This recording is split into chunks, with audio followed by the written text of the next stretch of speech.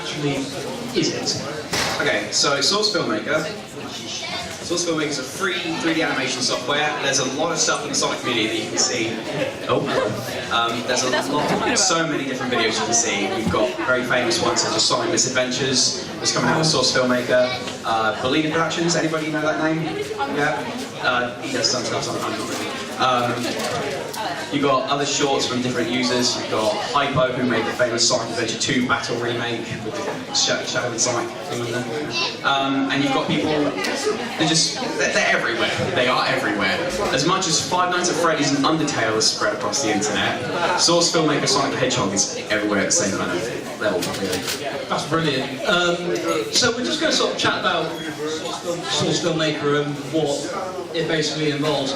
So tell me about sort of how you got into it. So how did you discover it? So I didn't know what I was doing with my channel. I was nothing. I've been on YouTube since 2008. But I didn't know what I wanted to do. I did sprite animations, I did news animations, all that kind of stuff. And then I came across this show called Sonic in the City, very fan fiction.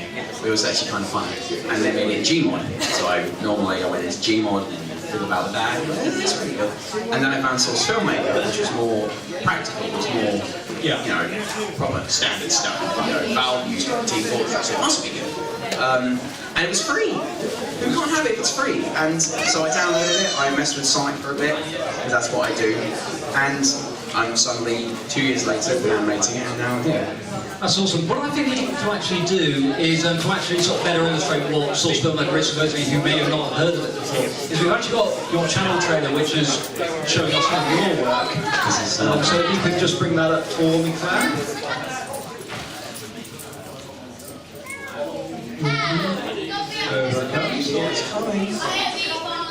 Just maximise it for me. It's going to blast, isn't it? It's actually really loud. And go.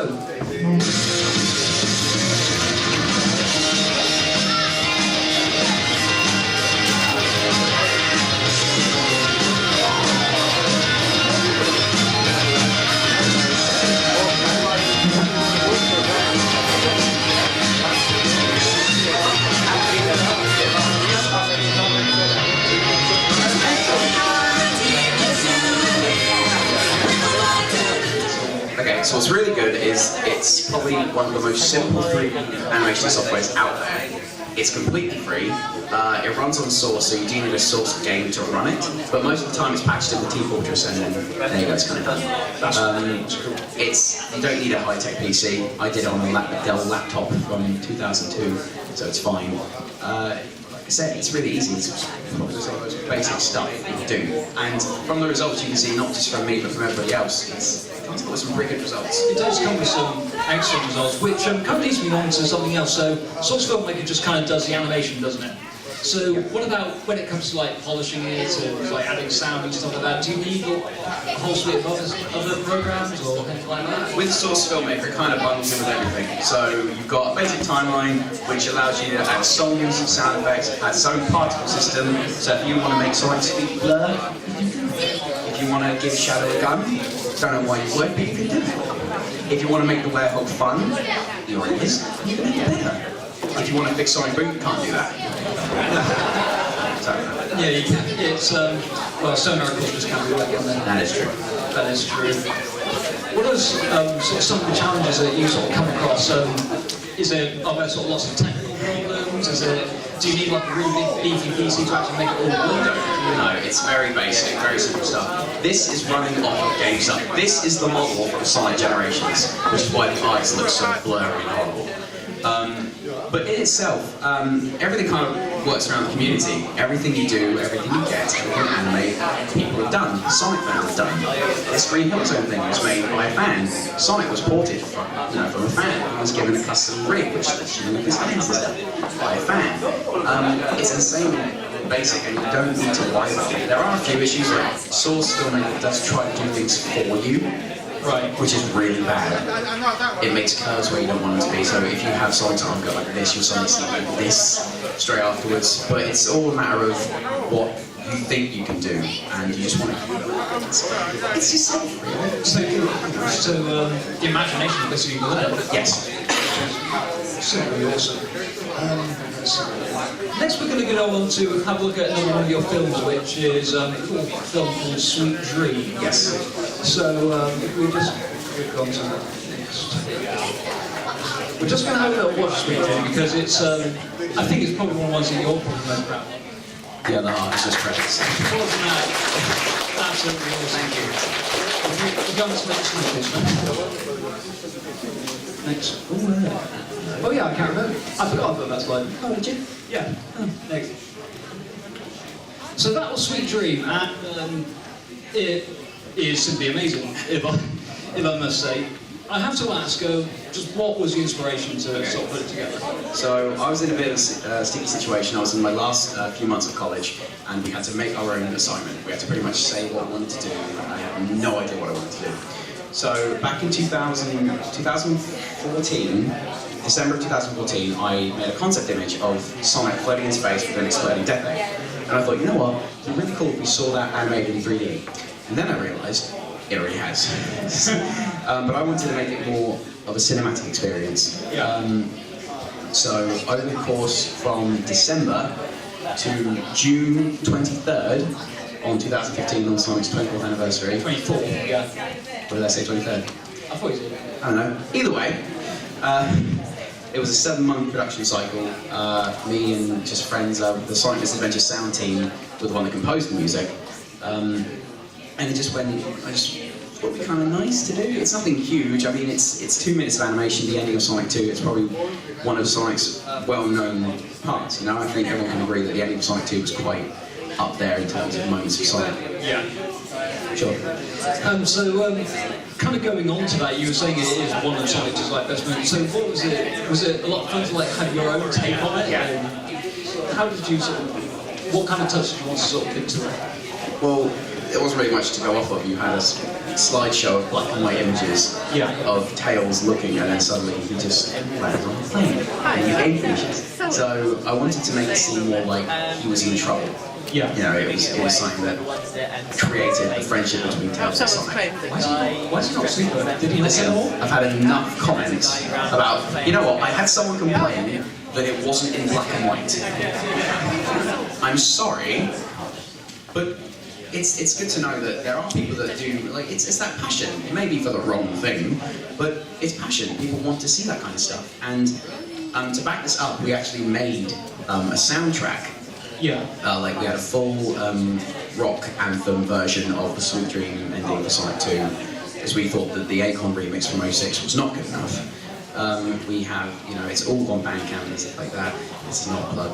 But it was just an amazing experience, and the fact that we got it out for his anniversary, it was just absolutely incredible. Yeah, it was there for June 23rd, wasn't it? Yes, it was. Yeah, and you were saying that, so it wasn't just, so what sort of like the response like, so like with like fans and stuff like you know you get the odd people and you say, can we have it black and white, but generally what was the response like? The first hour was amazing, everyone loved it, everyone was tweeting me, but I had such trouble uploading the video, I actually missed the European deadline, but I got it for the American one, and that kind of worked. Everyone was really excited for it, everyone watched it, they loved it, I kept getting tweets and Facebook messages and people on Skype, and it was an amazing experience to have so many people, you know, love it and excited for it. Because the fans weren't the only people who loved it, because... And again. And again. Sega also seemed to pay a little bit of attention to it as well. So this is a comment on the actual video on YouTube, which comes from Sonic the Hedgehog, and it just reads, "Great work to all those involved in making this. You did us proud today," and that's on by Aaron, who of course is Aaron Weather, who's currently over in Sega America. And so how did it sort of really feel to sort of just get recognition from the official source? Are you kidding? That blew my mind. I was in a call with Matt from Tails channel, and he was screaming, going, "Oh my god, you've done it! You've done it, look!" And then he sends me a picture of the comment, and then I find out they retweeted it. And I'm like, man, it's good to know that, like, even though Sega aren't doing well at the moment, and I have no shame in saying that, but it's good to know that they still have time to look at what the fans are doing. They're in touch. Exactly, yeah. They're so in touch. Yeah. going to do now is we've seen Sweet Dream, we've sort of spoken about the kind of thought process behind it. Now we'd like to have a quick look at actually sort of how you go about animating like Sonic friends and what they're like to animate. So if you just go to the next one for me. So what we've actually got here is we've actually got a little run cycle that you worked on. I'll just bring that up for a second. This isn't like extravagant, just it's Sonic doing the Sonic thing. It's just literally around the corner.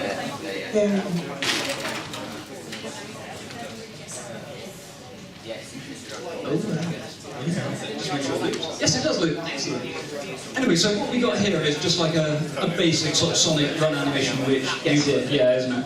And so, how do you actually sort of go about animating a Sonic? So is there like a set template that you follow, or is there...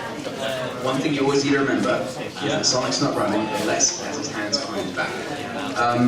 I think a lot of people can see, I'm pretty modern kind of fans, it's got a lot of influence from Sonic Colors. It's very Sonic Colors opening-esque. This actually took a week to make. It's one single loop. What you need to remember though is, when you're animating Sonic, is that he's not real. You can do fun things with him. You can see his foot going into his stomach as he runs, which, if you tried it, I don't think that would go down too well, to be honest.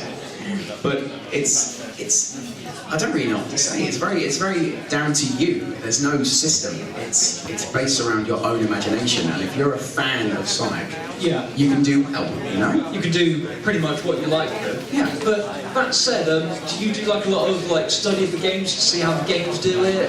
I think I've done it enough. 19 years of just this. If I didn't realise that Sonic was blue, I think I'd be kind of upset. But even the fact, okay, on a personal opinion, this is just because I like opinions of you guys. Does this look like something you would see in a Sonic game? Yeah. That's something that you need to figure out. If it's something that looks like Sonic would do, you could see like that kind of, not very much to say really, it's just Sonic running. Yeah, it is. It's very pretty. It's just Sonic running, and it is indeed very, very pretty. So does it kind of give you a bit of maybe appreciation for people who actually animate Sonic into the games and stuff like that, and actually try and figure that out? Which is why I actually I got half confidence for the upcoming Sonic movie, who are done by the same people who animated the Unleashed intro and Night of the Werehog, because those people, obviously they don't animate in Source. If they did, this is awful. This is really bad.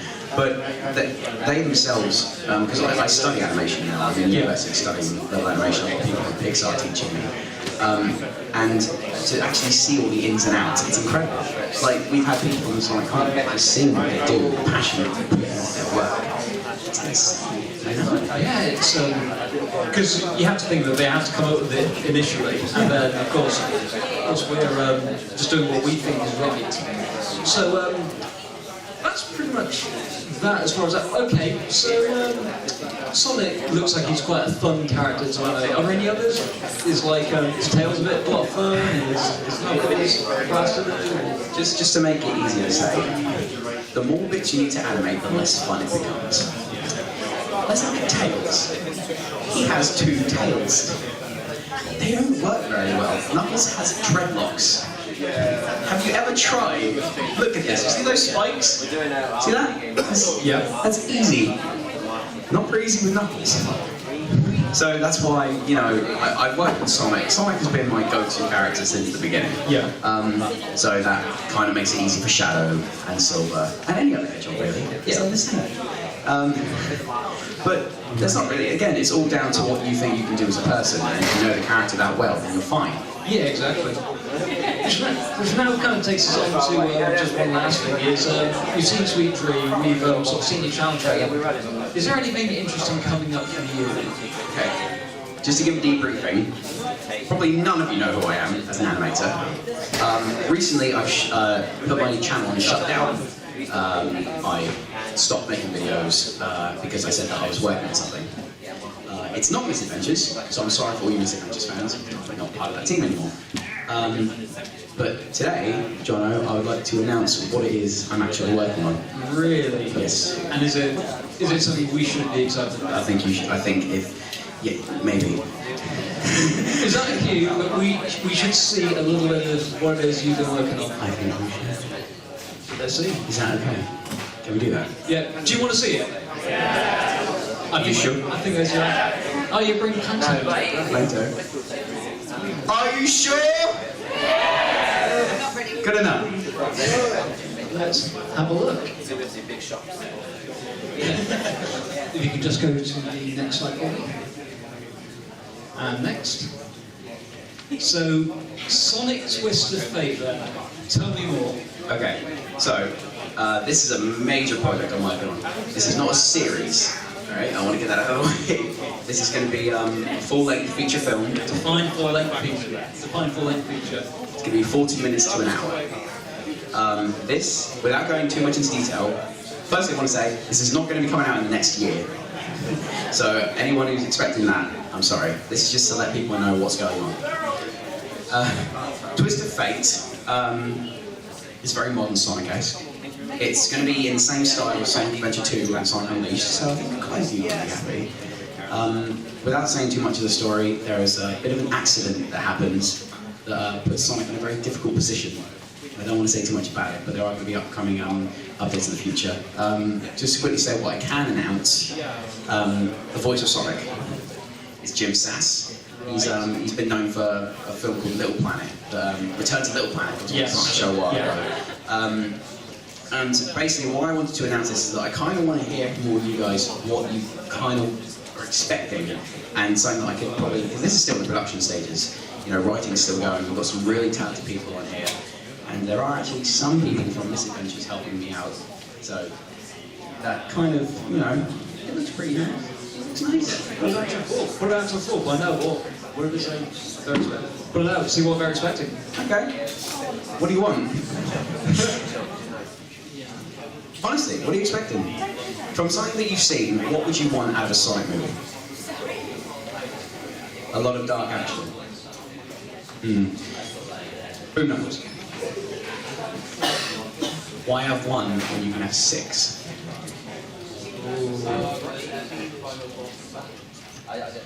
Why have one when you can have, you're going to get one? Yes? Yeah? Yeah? Well, consider... see, here's the thing. There's a bit of something that you're probably not going to expect from the characters. Because they're gonna act like how you expect them to, but... I can't tell you. Yeah. Yeah? Oh, don't you worry about that. Just to elaborate on what I said about that, think about... I really should. Yeah, maybe you should. Okay. Last thing I'm going to say. Twist of Fate, full-length feature film, SA2 and Unleashed. There's going to be a lot of fighting, a lot of drama. It is going to happen. It's not going to be like Sonic and Jurassic Park or Sonic Prologue 2. It's actually going to happen. I'm going to get slaughtered when I get home. Yes, we are. But yeah, I hope you guys are looking forward to it. Yeah, and with that, we have actually sort of come to the end of our little Source Filmmaker panel. I'd like to say a huge thanks to you, Mr. SonicpoX, for actually coming along to actually join us and actually elaborate on this absolutely great program with me. And I honestly cannot wait to see more from Sonic Twist of Fate. Thank you. Where can we kind of expect to see this? You can see updates on at SonicpoX, with a capital S and capital X. There's some updates going on there when it's close to release. And you can go to youtube.com/SonicpoX to actually see what's going on. Hello? Where would I get them? They're all on the Source Filmmaker workshop page. They're ported from Generations by Random Talking Bush and Apple Peggy. Source SFM. This is why I don't do tutorial videos. Workshop.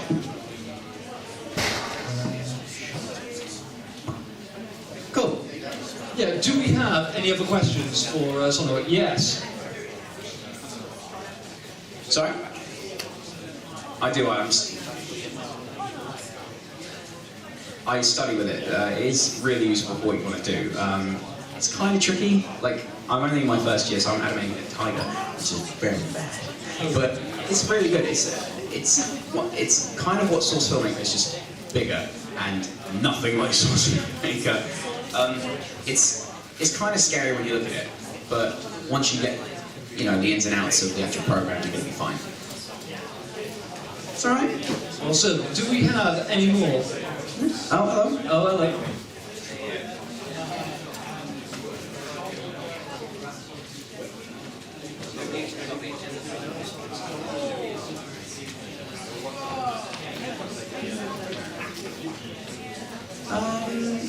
I don't think it would transition well. Well, it kind of has the same basic like move and graphic to 3ds Max is probably the closest I would say.